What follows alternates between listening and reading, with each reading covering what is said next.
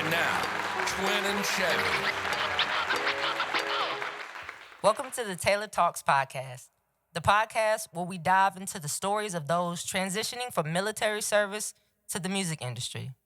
We're back with Twin, an audio engineer and producer, and Chevie, a road and tour manager with expertise in merchandise sales and logistics. These two have navigated the unique challenges of leaving the military and carving out a name for themselves in the music world. Let's get into their inspiring story. So, Twin and Chevie, where did your passion for music come from? My passion for music come from as a kid. I think I was around the fifth or sixth grade. It was this guy named Adrian Pratt that stayed down the street from me. His his folks uh, afforded some 1200 techniques. He had that Pioneer mixer, and this during the era of Yo MTV raps and stuff like that. So I used to go down his house after school and watch him mix.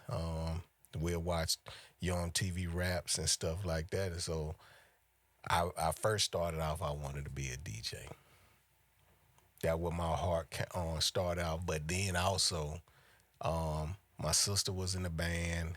So when I used to go see the Southern bands, Mississippi bands used to play like Jackson State bands. So that love for, we used to go to the football game just to watch the band. At fifth and sixth grade, I wasn't caring about football. I was up there sitting next to the band watching them do their thing. So my love and passion for music started a while back as well. Growing up in Mississippi, we had some DJs who used to go out of town. They come back in, bringing all the dope music in. I can remember DJ Walt D. He stayed next door to me. That's the first time I seen some turntables in real life that I can touch. We had a place called JJ Record Mart, which was a staple in Hattiesburg. Everybody used to come through there. Banner used to come through there a while back, and a lot of hip hop people, a lot of R&B people used to come there to actual sell their music, drop their music off, and things of that nature. So I started off, like Twin, trying to, fell in love with the art of the DJing. But then one day I was watching Video Soul, and a guy named Kool Mo D came on TV. He had a song called How You Like Me Now. And that's when we're going to transition to what made us fall in love with hip-hop. That would make me fall in love with hip-hop right there. Now, I heard Sugar Hill Gang and all that. Yeah. But when Kool Mo D came on there, and he had those guys, the background dancers, they had on them high-top Nike that I couldn't afford that I wanted. And that was my introduction to really loving music, especially hip-hop and hip-hop rap. But, we grew up in Mississippi, home of the blues. We all grew up with B.B. King and all those people like that. The blues, you got to start off there. Then it slowly transitions you into other things. So that's what my transition to my love of music. But the crazy thing about, and I forgot about this record store in Columbus. It was called Brian's Record.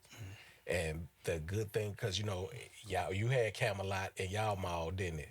Yeah, back Camelot in the day. Music, but Brian's was like the local store where they gonna play all the underground music and stuff like that. And that's when you said that, I forgot about Brian's record, because all the artists, rappers that came through, they already stopped at Brian's and putting their music in there. Because that's when crazy thing, I got my first David Banner record, CD from Brian's record. Okay, but thank you say that. So my hometown, Hattiesburg, a lot of people know DJ Greg Street.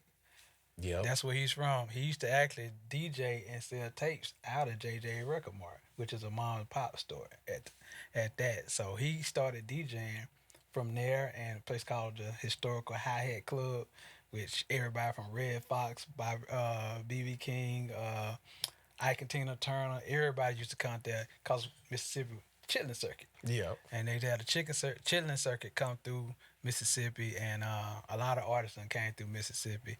So yeah, home of the blues, home of rock and roll, Hattiesburg, and yeah, that's where we probably got our roots, and a lot of our roots and things from Mississippi. Uh, rich history and music. Yeah. So. So, Twin, currently we know you are an established engineer, producer, and studio owner, grinding ENT. And Chev, you work in road and tour management and merchandising. What steps did it take to get from your vision to the actual reality of what you've accomplished now?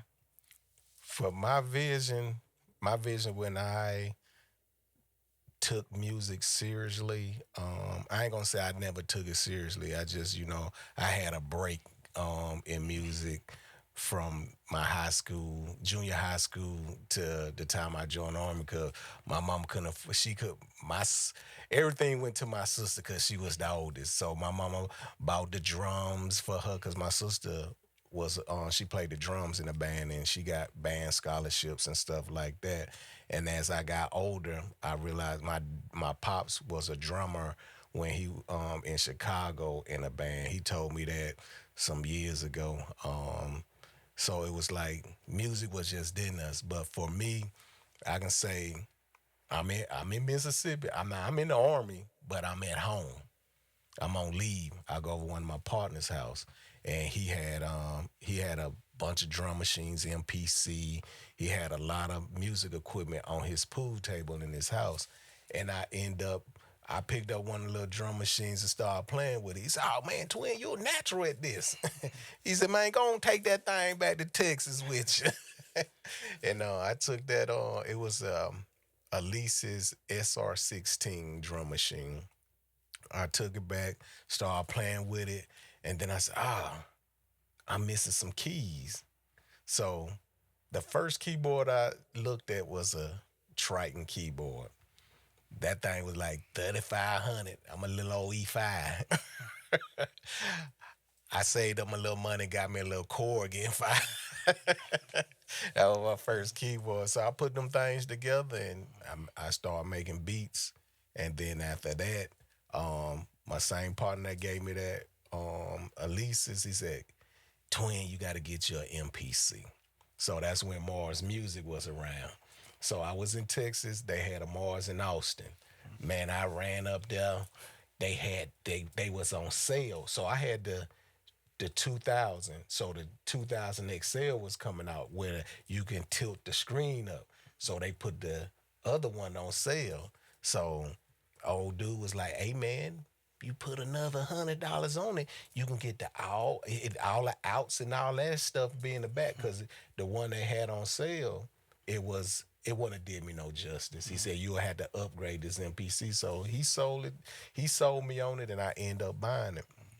And then that's where it all really began for me and my reality to where I'm at to this day. A lot of things, even when I get to, I had a lot of equipment, but I had it sitting on a conference a conference table. Oh, at first, when my first little apartment, it was sitting on my kitchen table. So then when I get stationed in Kentucky, I said, let me go get, and I had a wooden conference table. That thing was heavy. I think I remember that table. And so it was Like folding. yeah. So I end up I just started buying equipment. The one piece of equipment I wish I kept, I had I had one of those Sony 4-track recorders, where it had 4 channels. You put a tape in that mug and you can record with it. That's when I started trying to learn how to record because a lot of folks, man, you make beats. Let's learn how to record. So then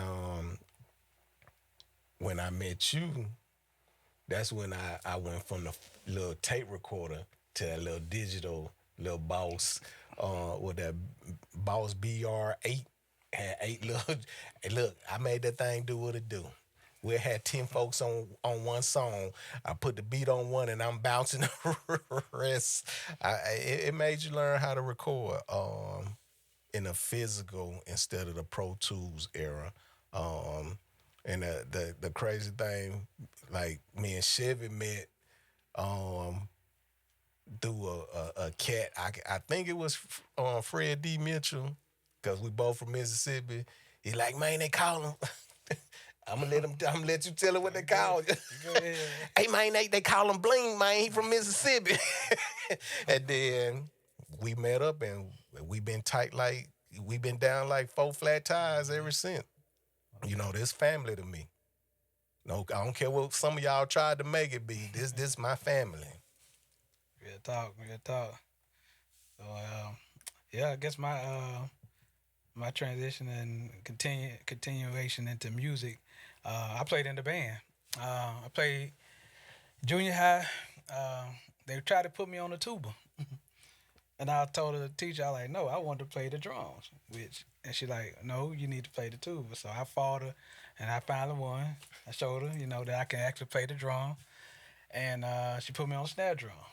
So from 7th grade to 12th grade, bad of a student I was dope in band. You know what I'm saying? Till I made, lead snare. So I played drums all through high school.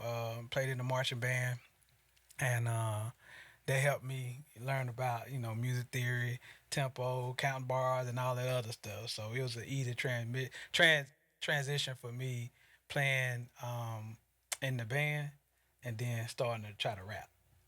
Okay. So yeah. So the rapping came a little bit after I graduated from high school. So that period I was trying to wait from going in the military, from graduation going to the military, that was a part of my transition into trying to be an artist. Oh, okay. You taught me how to count bars. Yeah. Yeah, it was one day it was me and Money. Money from Mississippi, old Robert T. Money. And it was like he said, man, you sat me down and taught me how to count bars. It was this one cat, he was from South Carolina. He told me how to listen to the Metrodome, but you taught me how to count bars. Yeah. You like, hey man, 8 bar hook, because you broke it down to me. Because, we were just in there I'm just hitting the pads. I think this sound should come out. I think this should come out. So my arrangement was kind of crazy back in the days until you taught me how to count bars. And that was just from being in the band, having to stay on tempo. And, of course, percussions help, lead a lot when it comes to the band. You lay everything on top of the production, of the percussions. I'm sorry about that, getting tongue twisted up here. But so yeah, that was my transition. Then of course trying to join the military. Like, all right, I know I can't be a rapper in the military, but I can at least continue to try to write every day and hone my skills. Cause after I saw Outkast, I actually saw an Outkast video in 1993, right before I joined the military. I was like, who the hell are those cats? And they was Players Ball. And I saw the video and I was just like, oh man, I was on it. So I saw that, then I went to basic training. But before that, I was listening to Snoop album, his first album, Doggy Style. Yeah. So I literally low-key memorized that whole album. So when I went to basic, I could recite it in my head or have something, because they were like, you ain't going to be able to listen to no music while you're in basic training. No music, no TV, none of that. Yeah. So we had music, had to have music in our head, or just rapping it to each other like, oh yeah, Snoop, you know what I'm saying? This is Snoop's song.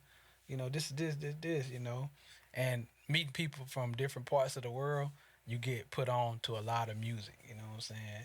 So that was my, I guess my transition and continuation of the passion for music. It's dope. It's clear that you both bring unique strengths to the table. What is it like working as a unit? Working with Chevy is always been a pleasure. Because back in the days when he was rapping, me recording, everybody used to say, "Ah man, you always let Chevy rap on the best part of the beats." And it was I like now he get on there, he do his thing. So it was never, me and him ain't never had no issues working together. We always fed off each other energy where, he helped me a lot understanding working with artists. Even to this day, I still learn from him because it's some things that I don't see that he see that helps bring everything into a full circle. So working with him to this day is always amazing. When I see him coming, when he come through, it's always I'ma learn something, and also we always get a lot of stuff accomplished. I could second that motion, man. Like it's a balance. It definitely that 1-2 dynamic duo because yeah, we definitely balance each other out in a lot of ways when it comes to this music thing. Like I figure like I'm probably a little more outgoing and more dealing with the people, but you still got to bring them back. And you know they always need a place to record. They always need a place to do whatever they do. I don't do that. I don't make beats. I don't know how to engineer. I don't know how to DJ, but I do know how to go out and get the people and bring them back to good old Grind and Entertainment Studio. You can book a session anytime. So so that's definitely, man. It's always a pleasure and honor to work with you. So, Yes, sir. That's a dynamic duo for you. What projects are you currently working on? currently, the Tailor Talk Podcast. We're gonna get y'all familiar with a lot of people that we met over the years. We met a lot of we meet a lot of local people. We like a lot of independent. We done work with celebrities. Some of your favorite celebrities. We done work with world renowned DJs. We done work with some world renowned producers. And we want to bring them, like I say, one day to Tailor Talk and sit down and so y'all can get to know our friends and our family, so we can brag on them to y'all in real time. Yeah, we definitely been Tailor Talk Podcast been in the works for some years, and so now we at the point where we can do it right.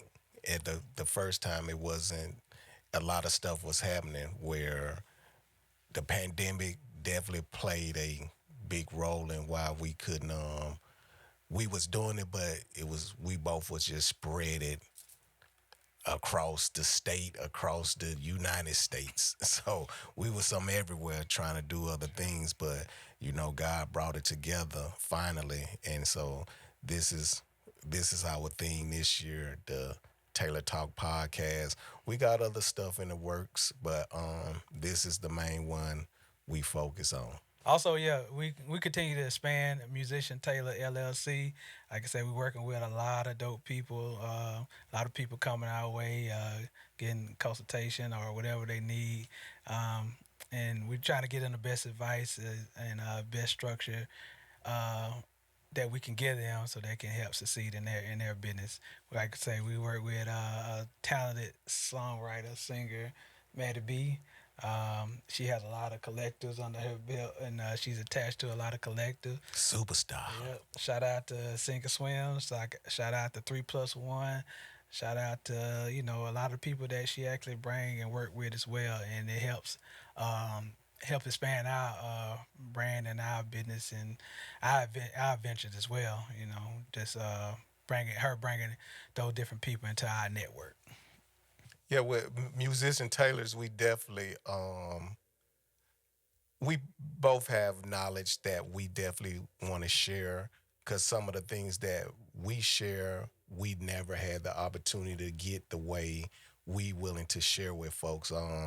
When you hear folks say we got it out the mud, me and Chevy still got mud on our feet. So definitely, we came together to build something to help the independent artists, and also, with Musician Tailor, it also helped, Grinded Entertainment, bring light to the studio where folks, they think they coming to a rink-a-dink spot, but when they get here, they like, wow, I didn't think this was like this.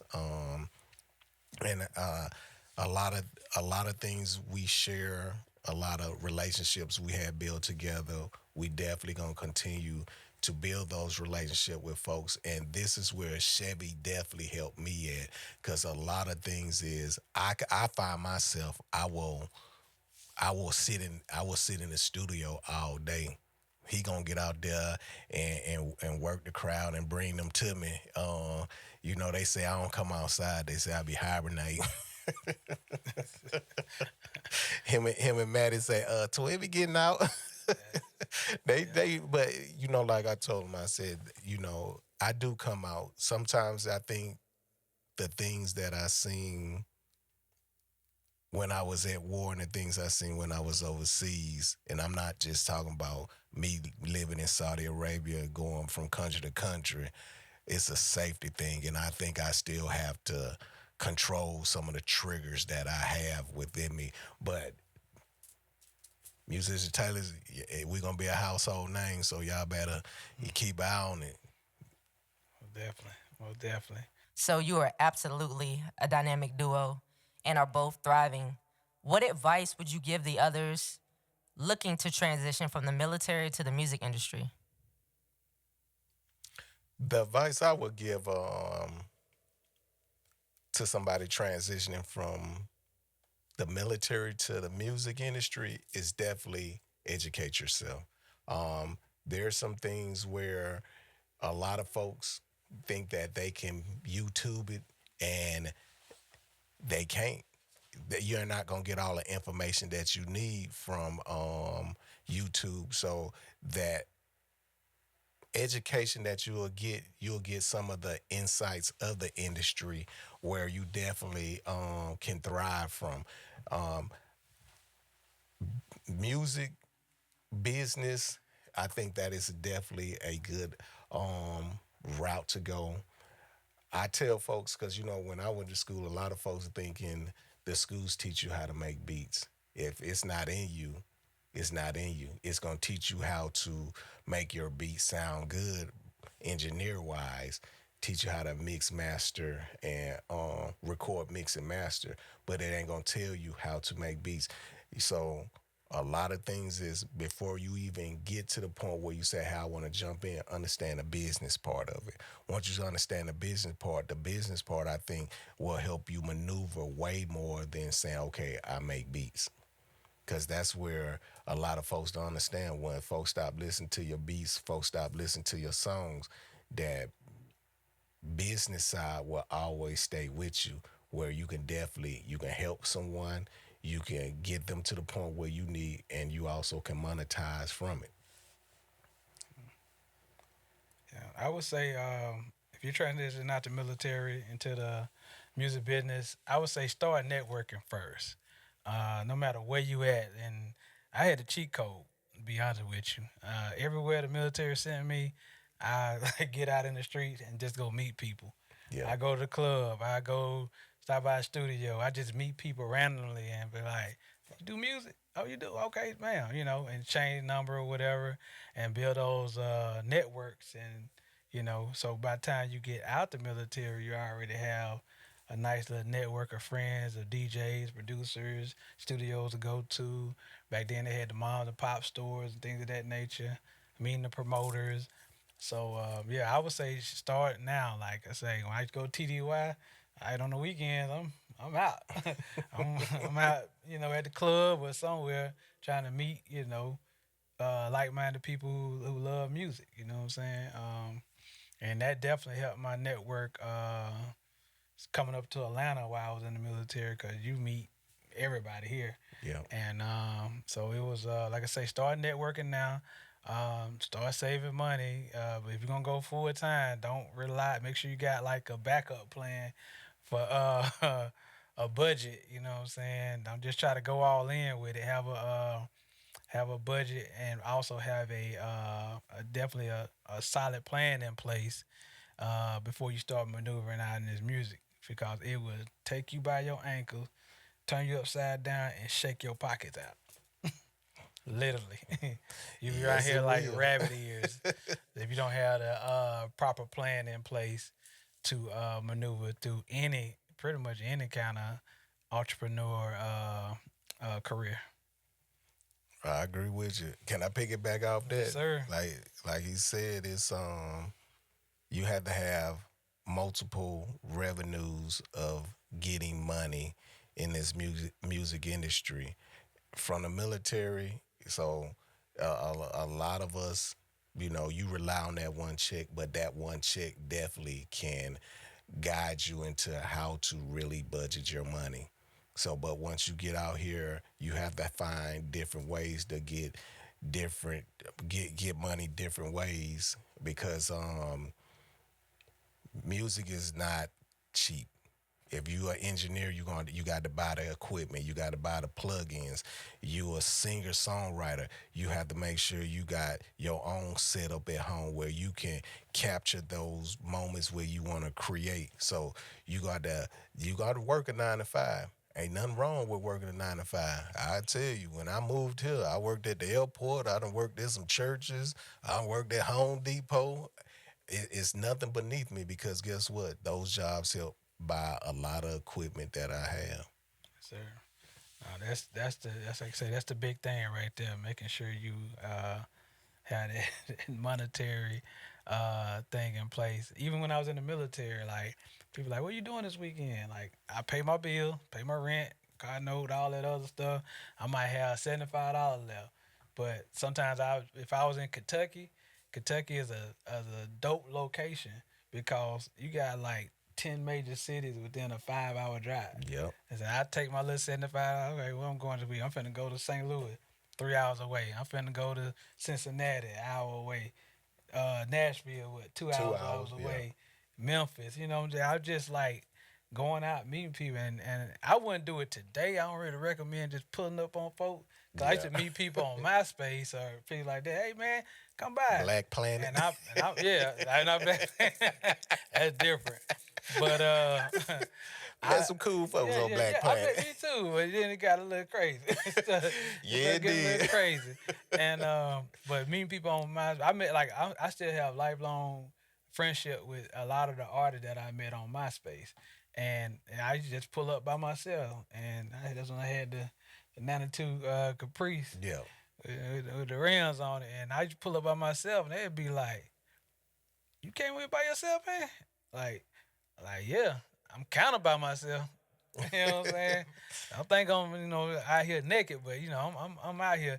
You said you pull up, you know what I'm saying? You're like, I respect. And in the hood, we from Mississippi, but we from parts of the hood, and we know how to maneuver and talk to people, and we know how to act and know what to say and what not to do when we in those type of areas. And it's one thing about us, we gonna find the hood no matter where we go. I love it. Yeah, you got the best soul food restaurants in the hood. Them our people. We got to go there to get our haircuts. We got to go there to get our car wash. We got to go there for soul food, the best food. So just go, and you meet all these people along the way. So that, long story short, like I say, just getting out networking with people. If you got $50 left, figure out what you could do with that $50 in whatever you trying to pursue in your after the military or after high school or college. I agree with you. Invest in yourself. That's basically what I'm saying in a nutshell. We've just got very wise words from Chevy and Twin. But before we wrap up, how can our listeners connect with you and follow your journey? You can follow us at Musician Tailor LLC on IG, Facebook, X, formerly known as Twitter. And you can also follow us at Grinding NT Studio on Instagram and Facebook. Thank you for sharing your journey. It's been inspiring to hear how you've transformed your military experience into a thriving career in music. That's it for this episode of Tailor Talks Podcast. If you enjoyed this conversation, be sure to subscribe and leave a review. Until next time, keep marching to your own beat.